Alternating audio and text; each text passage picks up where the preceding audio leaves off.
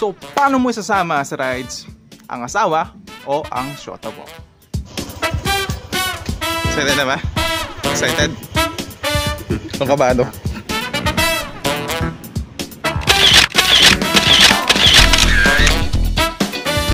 Lodi Cloud Motor Vlogs po. Sa video na to, pag-uusapan natin usapang OBR.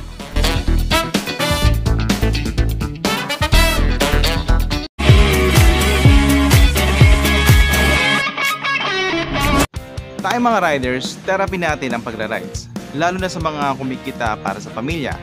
Gusto nating makapag-relax sa day off para mapawi ang pagod sa isang linggong trabaho. Ang problema, ayaw kang payagan ng misis, ng shota, ng partner, o lahat sila. Well, maraming dahilan. Isa na dyan, yung minsan ka na lang mag-day off, kagala ka pa. Gusto lang naman nilang makasama tayo habang nagre-relax or habang day off natin. Well, ang solusyon, isama mo yung problema. Huh? Pero, paano? Well, una, bagalan lang ang takbo. Nakakatakot nga namang umangkas sa kaskasero, lalo na sa mga mahilig bumangking-bangking. At ang mga babae, well, kabado yan. Kaya kung ayaw mong maligo ng kurot o hampas ng OBR mo, well, hina-hina lang tayo, guys. Bumbantar lang na tayo, guys. Saan ka nag-araw? Saan ka nag-araw? Nakakasi lumaki ako sa farm. Special tayo sa Riot gamit ang Rusi Sigma 250 ko. Angkas natin ngayon si Mrs. Lodicat at naka-Aerox 155 ABS version naman yung bunso namin kapatid. Pagkas tayo ng 500 tapos ganito iniwan lang. Yan o, automatic. Kailan ka na-experience ng ganito? Iniwan nyo. Iniwan yung pump. Pangalawa, well, magsama ng ibang babae. Well, di ko sinasabi na idala mo yung kabit mo, ha? Well, magtawag ka ng tropa mo na may OBR din. Bigyan mo siya ng kausap. Para hindi rin ma-OP. Siguraduhin mong mag-e-enjoy siya kapag nasa pupuntahan na kayo. Hindi pwedeng nakikipagkwentuhan ka sa mga kasama yung riders. Tapos siya, nakatitig lang siya yung... Sabi niya ate, saan natin pupuntahan si ate? SM?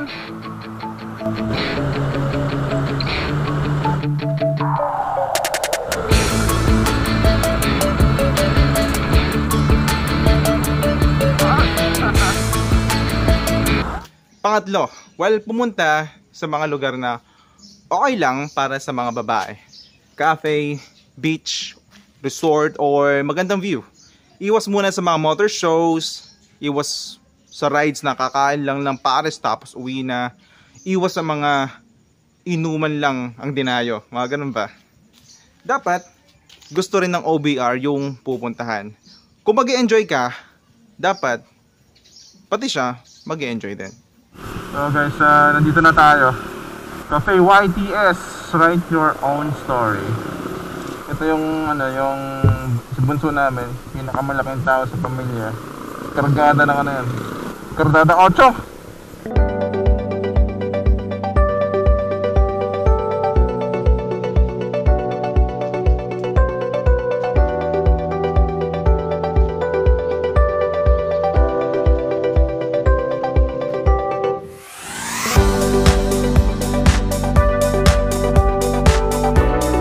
Guys, nandito tayo sa may cafe YTS.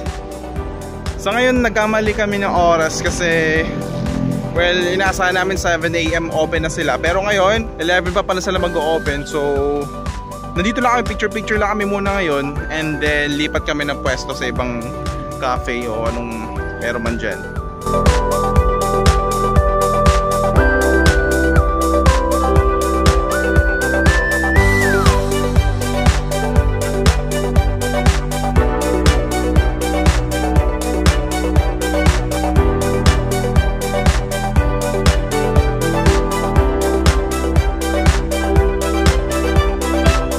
Ang problema lang, 11 AM sila nagbubukas. At dahil 7 AM pa lang, nakapunta na kami. Well, umakit na lang kami ng bundok at pupunta sa Gintong Pakpak. Dahil kailangan nating makuha ang last but not the least. Walang iba kundi pagkain. Siyempre, kasama sa pasyal yan, ang babaeng gutom, mainit ang ulo. So yun guys, lilipat tayo ng pwesto. Lilipat tayo ng Golden Wings.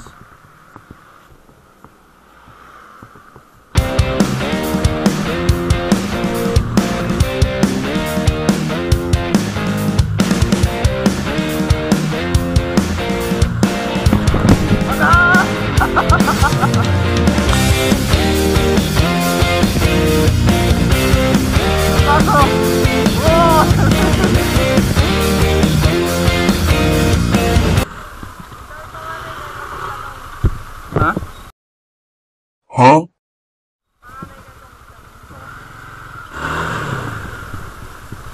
Miss. May boyfriend ka na? Ha?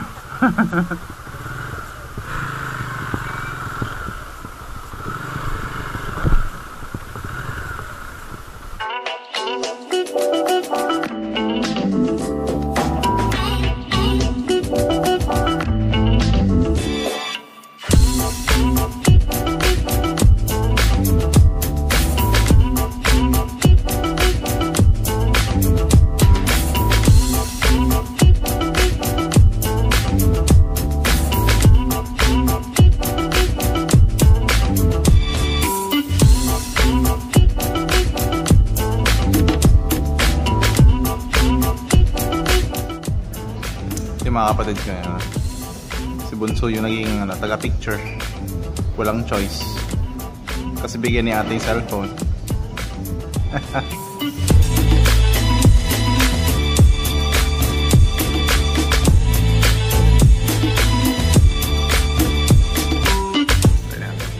Ano kayo lasa? Yung dahon. Meron ba yan? Lasa oregano.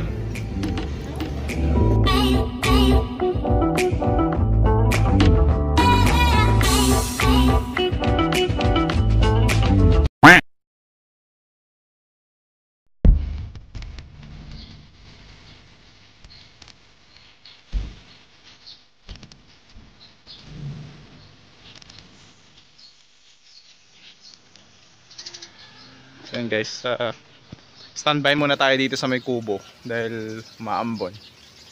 Stranded tayo. Ito yung utol kong lilipad ng Canada. Hindi naman ihahatid sa may airport. Mahati lang yan tapos lilipad na.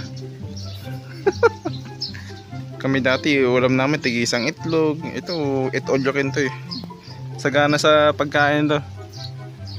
Kaya yun, malaki na. Oh. Ilang kilo ka na?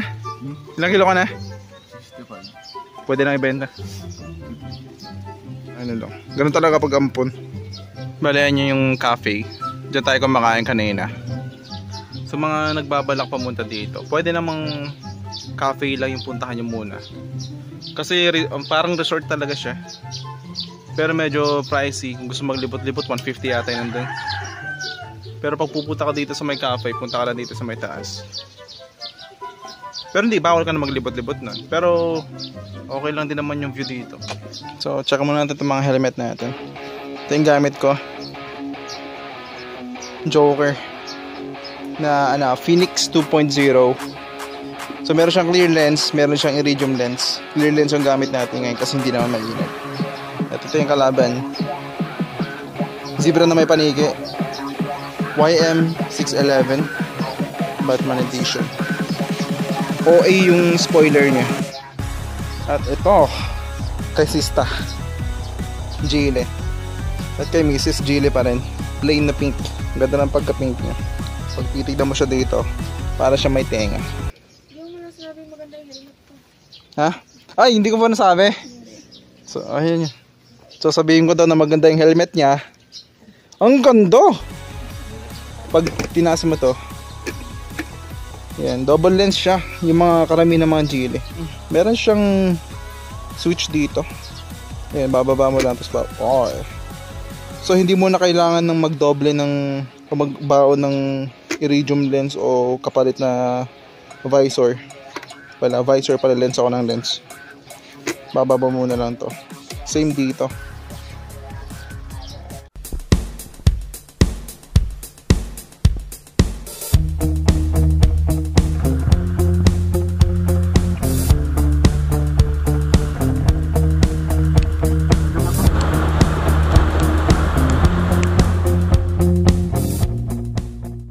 Yun ang dapat mong isipin kung balak mong magsama ng OBR. Maganda talaga kapag parehas kayo ng hobby. Kung hindi man siya mahilig sa motor, well for sure, may hilig yan sa pamamasyal. Yan ang first ride na kasama ko si Mrs. First ride namin magkakapatid at sana hindi yan ang last. Kayo, saan kayo first time nag-rides ng OBR nyo? Share nyo naman sa comment section. Kung mahilig ka sa motor, rides, reviews, gala, basta usapang motor, nasa tamang channel ka. Kaya like, comment, at subscribe. Tap the bell icon para ma-notify sa next upload. At see you sa next video mga kapusa. Lodicat Monovlogs, ride safe and live free. Peace.